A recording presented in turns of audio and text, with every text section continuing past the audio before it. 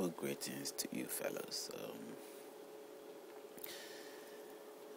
Basically my introduction of being who I am probably should come later, because I strongly believe and recommend that I cannot really represent anything which stand in the sense of God, because when we talk about God, it's quite a very serious topic. Is the source of life, the origination of the whole creation that we are talking about, and who really has got a clue? All of us have got a time limit in life, and we have got a beginning in life that is aware or known by others who were there before us. So as a proper representative, it is not something that I believe that there is a man or woman who can represent God in any sense. So my introduction, or whoever I may personally be, would not very much matter in this video. I see it as your interest much more should be on the words that I try to share my ideas and my findings and my beliefs. That is more interesting, and that is more something that you should be more focused on, or the details of it, not necessarily the introduction of who I am. I don't want to give any false hopes, and one thinking that there is some kind of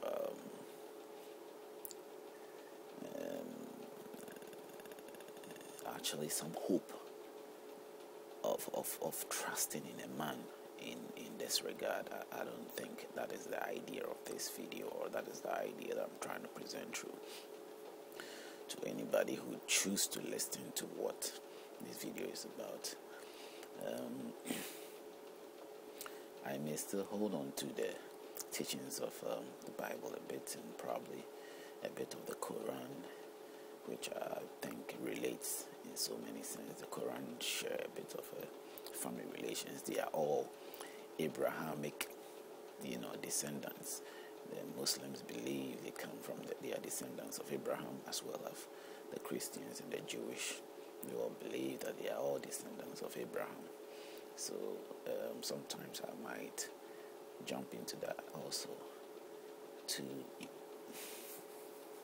explain some of the views that I've got regarding religion, or today the most populous religion that we know of, that is Christianity, Judaism, and Islam. As I said earlier on, we are talking about the omnipotent, omniscient God.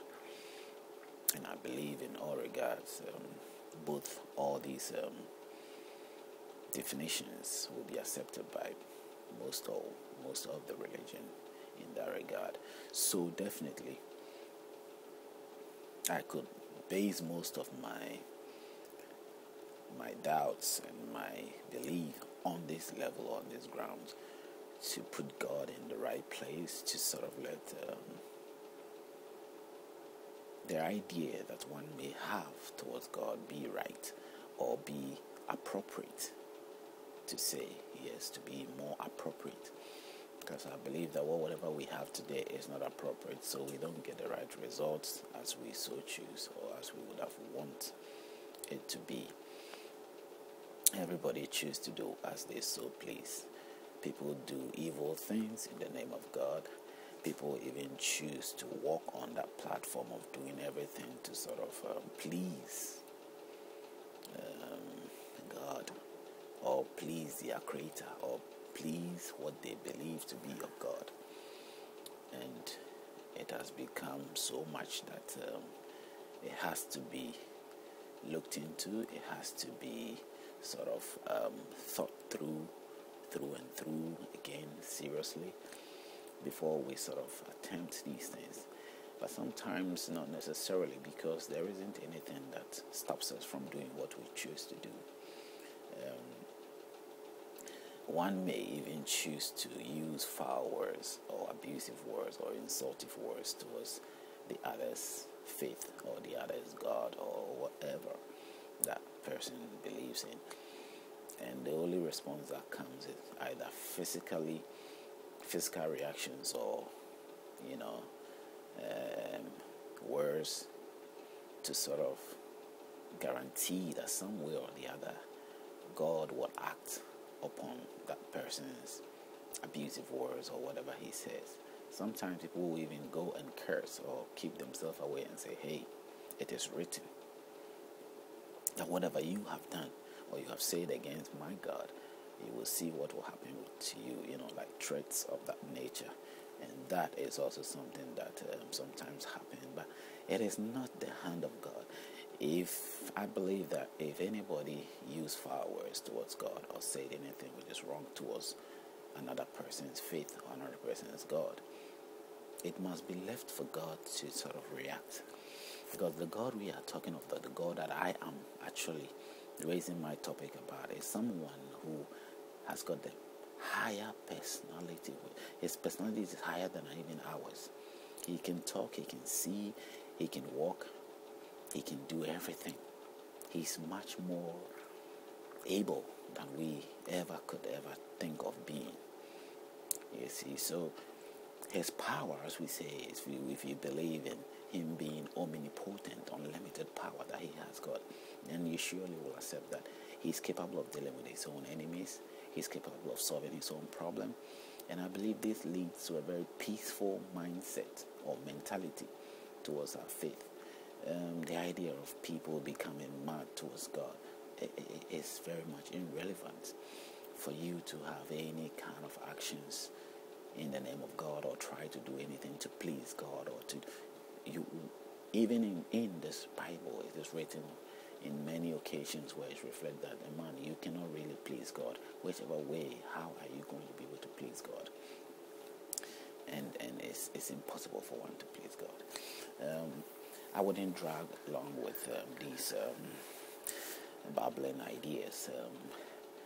It may be a bit of a babbling, and I probably will keep on babbling, which will not be very important. But the real topics that I would like to talk about is sticking to what previous tapes, previous videos will have stressed on, and I will still stay on the Genesis area, which also reveals to us. I'm sure there are people who are interested in the gospel or interested in the Bible and interested in religion, and I say that religion is part of everything, and people might ignore it as no, I'm an atheist now. I don't believe in these things, and my life, or I don't decide or make decisions based on these things. And a lot can be said, but whatever we have learned, whatever life has become, I believe that the source of it has come from these things. There were times where religion were in charge of life, and they pursued it in such a way that it was a must, or something that was forced into the lives of people, that whether you like it or not, kings and queens apply them to their rule. And so the people were bound to accept tradition, as long as there is culture and there's all those things. It's all part of what we call religion. In fact, the idea of Christianity is part of a culture that developed in the Jewish group of tribe, and it has ended up in the hands of the Europeans, who have transformed the book and translated it to today, for us to sort of actually from the Greeks and now to what we will see as the Europeans. It's all the same history, they hold the same background. So it cannot be sort of ruled out or ignored. It has to be recognized in that fact. In Genesis, if I may draw the curtain on the introduction and get to the topics. In Genesis, as we talked about, the area of sin It's a very critical, a very serious topic, isn't